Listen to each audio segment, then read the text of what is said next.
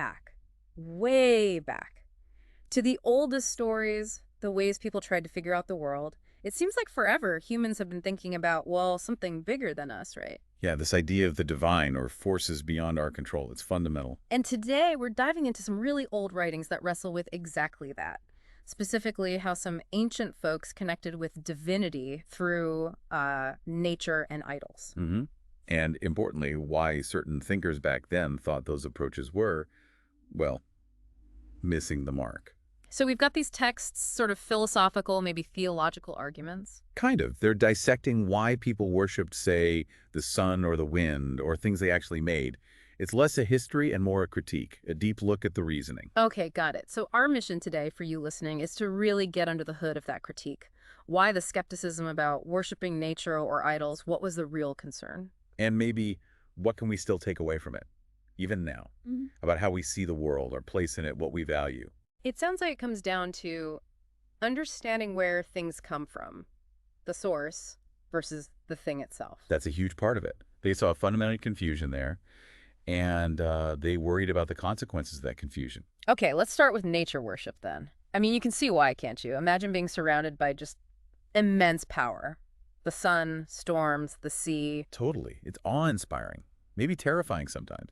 It feels natural to think, wow, that's powerful. Maybe it's divine. And the text we're looking at, it acknowledges that. It says something like, foolish were those in ignorance of God who saw all the good things but didn't manage to know the one behind them. Exactly. It gets that initial impulse, that wonder, the beauty, the power. It sees that as the starting point for many people. But then it pivots, right? Right. The argument immediately goes to, okay, these things are amazing, fire, wind, stars, water, but they're creations, they're effects, not the ultimate cause. Like admiring the art but forgetting the artist. Precisely. The text says, for the original source of beauty fashioned them.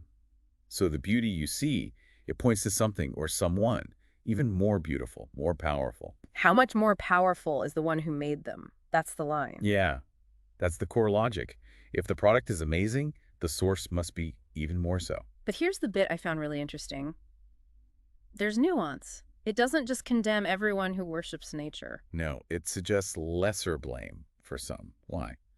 Because maybe, just maybe, they seek God and wish to find him, but they get distracted, overwhelmed by the sheer beauty of the world they're searching in. So they're looking, but they stop too soon, mistaking the signpost for the destination. Sort of, yeah. They're led astray, perhaps, but their intention, their search is acknowledged. It's not seen as, like, malicious intent, just misguided focus. Which leads to that really sharp question they pose later. Ah, yeah. For if they so far succeeded in knowledge that they could speculate about the world, how did they not more quickly find its Lord? It's like saying, come on, you're smart enough to figure out how the cosmos works. How could you miss the one running the whole show? It's a challenge, isn't it? A logical challenge. If you can understand the system, why not recognize the system designer? Okay, so that's nature worship. What about idolatry? Things made by human hands. The text seems less forgiving there. Oh, much less. It calls people wretched and says their hopes are in dead things.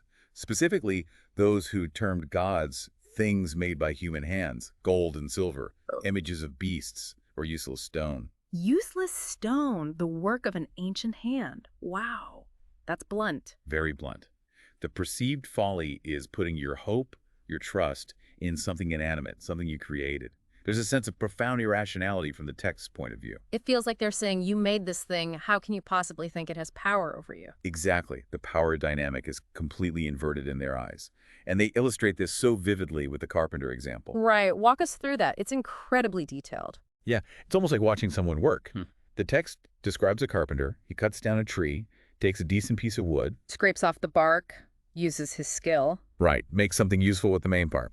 Then, with the leftover bits, the scraps he'd normally use for, like, cooking fuel. He uses that. He takes a piece of refuse, something completely worthless, maybe crooked, and carves that into an idol. Okay. Then he paints it, maybe daubs it with red ochre, finds a spot on the wall for it. And crucially, fastens it securely. Yes, lest it fall down, the text says, knowing that it cannot help itself. The carpenter knows it's just wood, knows it's powerless, can't even stand up on its own. And then he prays to it. Then he prays to it for everything. for goods or marriage or children, for strength, for life itself, for help on journeys, for success in business. But he knows it can't help itself. He just secured it to the wall. That's the core contradiction they're highlighting. The text says he's not ashamed to address the thing without a soul. He asks the powerless for vigor, the dead for life, begs for aid from something utterly helpless. It really paints a picture of, well, absurdity from their perspective. Complete absurdity. The contrast between the Creator's knowledge of the object's limitations and the reverence he shows it is stark. It's meant to show the fundamental illogic of idolatry. Then it connects us to seafaring, which is interesting. Yeah, the irony of someone getting ready for a dangerous sea voyage, and they pray for safety to a piece of wood. Which is maybe even less sturdy than the wooden boat they're about to sail in. Right, the text points this out. It then acknowledges human skill, wisdom the artisan, Yeah. built the ship. That's recognized. But ultimately, safety comes from elsewhere. But your providence, O Father, guides it, it says, for you have furnished even in the sea a road. So even on the unpredictable ocean, there's a sense of a guiding divine hand. That's the idea. And it even suggests that divine power can save someone, even if they're just clinging to a fragile piece of wood, referencing perhaps Noah or similar stories. Safety isn't inherent in the material. It leads to that contrast again. Blessed wood versus the cursed idol. Exactly. For blessed is the wood through which righteousness comes about. But the handmade idol is accursed, and its maker as well. So wood itself isn't the issue, it's the purpose. Using it for something righteous versus making it an object of false worship. Precisely. The intention and the act of misplacing worship are what draw the condemnation. Where did they think this impulse to make idols even came from? The text suggests it stems from human emptiness, calls it a corruption of life. It offers a couple of sort of origin stories, though that might be more like illustrations. Like what? Well, one idea is intense grief. A parent loses a child suddenly, makes an image of them, and over time, what started as a memorial becomes an object of secret rites and worship. Wow. That's understandable in a tragic way. It humanizes it, doesn't it? And the other idea is political. Honoring a distant king, maybe through flattery, people set up public statues. Then over time, these images get treated as divine. Driven by the artisan's ambition too, the text suggests, wanting to make the image more impressive. Yes, the artist's desire to please the ruler or just show off their skill could contribute to making the image seem more worthy of reverence than it actually is. So grief, tyranny, flattery, ambition, these human things could lead people to confer the incommunicable name, meaning divine status, on stones and wood. Yeah, and this became a snare for the world, the text says. These very human impulses inadvertently trap people in what the authors see as a profound error. And the consequences they describe are pretty dire. It's not just a theological mistake. Not at all. They link it directly to a breakdown of society, war, mistaken for peace, horrific things like child sacrifices, occult mysteries, moral chaos, adultery, theft, murder, deceit, corruption. The list goes on. That's a heavy charge. It claims the worship of infamous idols is the reason and source and extreme of all evil. The source of all evil. It's an incredibly strong claim. It frames idolatry as the root cause of societal decay and moral collapse.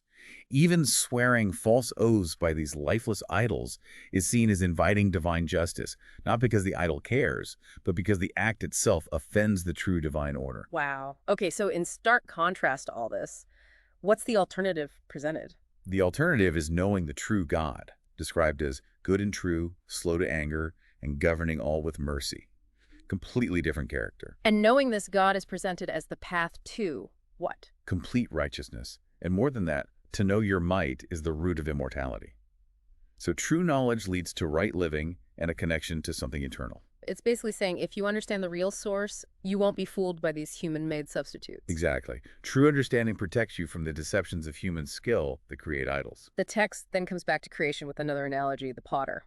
Yes, the potter and the clay. Very effective.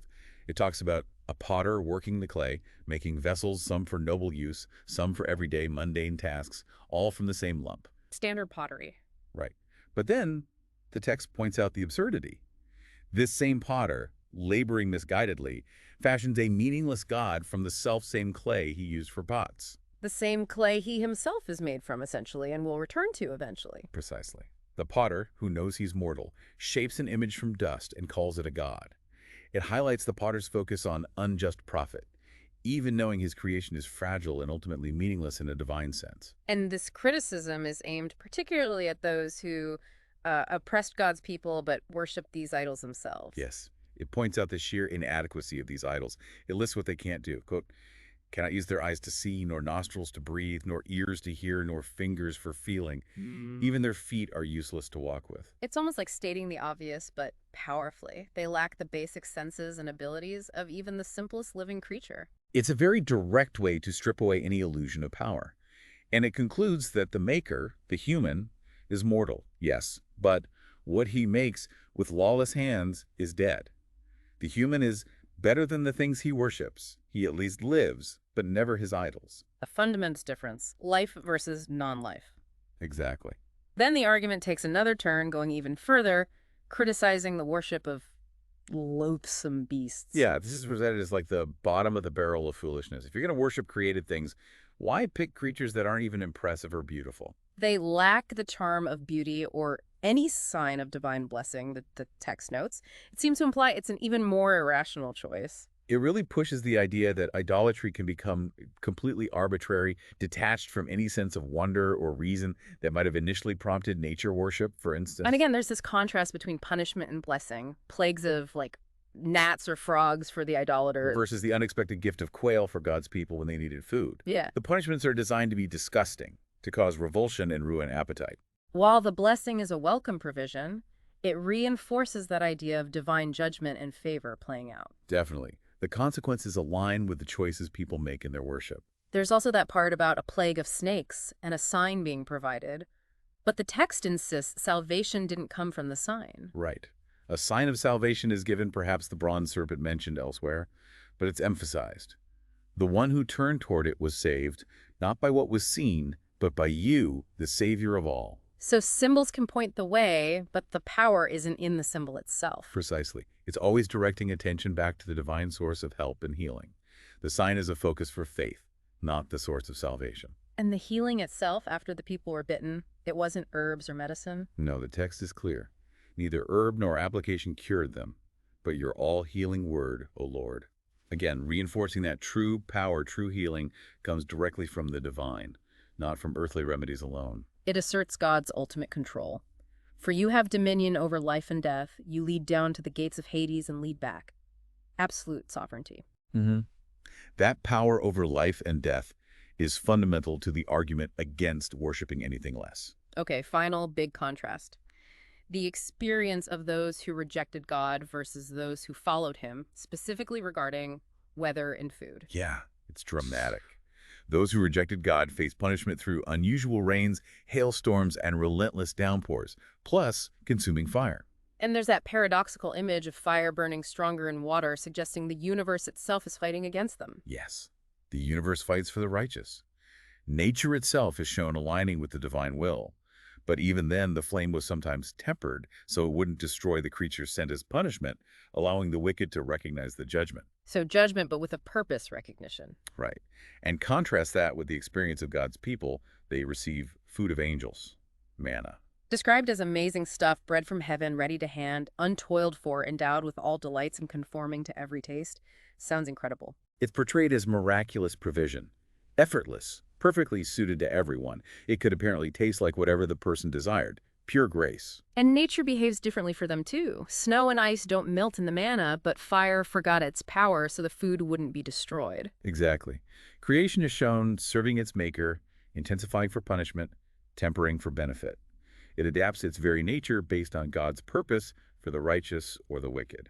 Which all builds to a final takeaway message. Yes, that your children whom you loved might learn, O Lord, that it is not the various kinds of fruits that nourish, but your word that preserves those who believe you. So ultimate sustenance, true preservation, isn't about material things, not even food itself, but about reliance on and belief in the divine word, the divine source. That's the central lesson drawn from these contrasting experiences. Material things are secondary. The relationship with the Creator is primary. The hope of the ungrateful, those who don't get this, is compared to frost that melts away in the morning. Fleeting, insubstantial. Wow. Okay, so stepping back from this deep dive, the core thread seems to be this intense critique of focusing worship, focusing reverence on, well, anything created. whether it's grand nature or human-made objects. Absolutely. The constant argument is about recognizing the difference between the thing made and the ultimate maker, the creation and the creator. Yeah. Attributing divinity or ultimate power to the creation is presented as the fundamental error. For you listening, then, as someone exploring these ideas with us, here's maybe a thought to chew on. In our world today, our very modern lives, what are our subtle idols? Good question. Where might we, maybe without even realizing it, place our ultimate trust, our deepest sense of value in things that are, well, temporary, dependent? Maybe it's status or technology or fleeting trends or just stuff. Things that promise security or meaning but are ultimately finite, maybe. Yeah, what's the modern equivalent of that swished air or that useless stone that this ancient text warns against? Where might our focus be misdirected? Something to think about. Definitely something to reflect on. These ancient debates, they really do echo, don't they? Challenging us to look closely at what we truly revere. A really fascinating journey through these old arguments. We hope you keep exploring what they might mean for you today.